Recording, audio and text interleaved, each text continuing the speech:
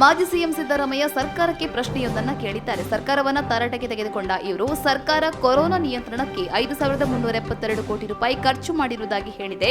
ಆದರೆ ಸರ್ಕಾರ ಇಷ್ಟು ಹಣ ಖರ್ಚು ಮಾಡಿದ್ರೆ ಸೋಂಕು ಮತ್ತೆ ಉಲ್ಬಣವಾಗ್ತಿತ್ತೆ, ಕೊರೋನಾ ಹೆಸರಲ್ಲಿ ಭ್ರಷ್ಟಾಚಾರ ನಡೆಯುತ್ತಿದೆ ಅನ್ನೋದಕ್ಕೆ ಎರಡನೇ ಅಲೆ ಆರಂಭವೇ ಸಾಕ್ಷಿ.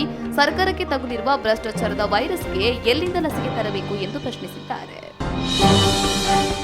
ಕೊರೋನಾ ಲಸಿಕೆ ನೀಡುವ ಕುರಿತಾಗಿ ಕೇಂದ್ರ ಆರೋಗ್ಯ ಸಚಿವ ಹರ್ಷವರ್ಧನ್ ಸ್ಪಷ್ಟನೆಯೊಂದನ್ನು ನೀಡಿದ್ದಾರೆ. ಕೊರೋನಾ ಲಸಿಕೆಯನ್ನ ಭಾರತೀಯರೆಲ್ಲರಿಗೂ ನೀಡೋದಿಲ್ಲ, ಆದ್ಯತೆಯ ಮೇರೆಗೆ ಲಸಿಕೆ ನೀಡಲಾಗುತ್ತಿದೆ. ಇದುವರೆಗೆ 4 ಕೋಟಿ ಜನರಿಗೆ ಲಸಿಕೆಯನ್ನು ನೀಡಲಾಗಿದ್ದು, ಲಸಿಕೆಗಳ ಅಡ್ಡ ಪರಿಣಾಮಗಳು 0.000432% ದಾಖಲಾಗಿದೆ ಎಂದು ಹೇಳಿದ್ದಾರೆ.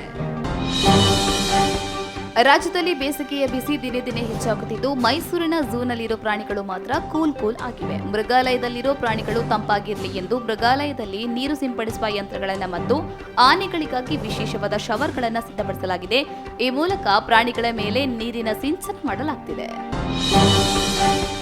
ಮಧ್ಯಾಹ್ನದ ಬಿಸಿಲಿನ ಧಗೆಯ ನಡುವೆ ಚಿಕ್ಕಮಗಳೂರಿನಲ್ಲಿ ಮನೆಯೊಂದರಲ್ಲಿ ಬೆಂಕಿ ಅವಘಡ ಸಂಭವಿಸಿದೆ. ಶಾರ್ಟ್ ಸರ್ಕ್ಯೂಟ್ನಿಂದ ಸಂಭವಿಸಿದ ಅಗ್ನಿ ಅನಾಹುತದಲ್ಲಿ ಮನೆಯಲ್ಲಿದ್ದ ವಸ್ತುಗಳು ಸುಟ್ಟು ಕರಕಲಾಗಿದ್ದು, ಮನೆಗಳ ಚಾವಣಿ ಗೋಡೆಗಳಿಗೂ ಹಾನಿಯಾಗಿದೆ. ಶತಾಬ್ದಿ ಎಕ್ಸ್ಪ್ರೆಸ್ನ ಜನರೇಟರ್ ಮತ್ತು ಲಗೇಜ್ ಬೋಗಿಯೊಂದರಲ್ಲಿ ಬೆಂಕಿ ಅವಘಡ ಸಂಭವಿಸಿದ ಘಟನೆ ಉತ್ತರ ಪ್ರದೇಶದ ಗಾಜಿಯಾಬಾದ್ ರೈಲು ನಿಲ್ದಾಣದಲ್ಲಿ ನಡೆದಿದೆ. ಬಳಿಕ ಬೆಂಕಿ ಹತ್ತಿಕೊಂಡಿರುವ ಬೋಗಿಯನ್ನ ಬೇರ್ಪಡಿಸಲಾಗಿದ್ದು, ಅವಘಡದಲ್ಲಿ ಯಾವುದೇ ಹಾನಿಯಾಗಿಲ್ಲ.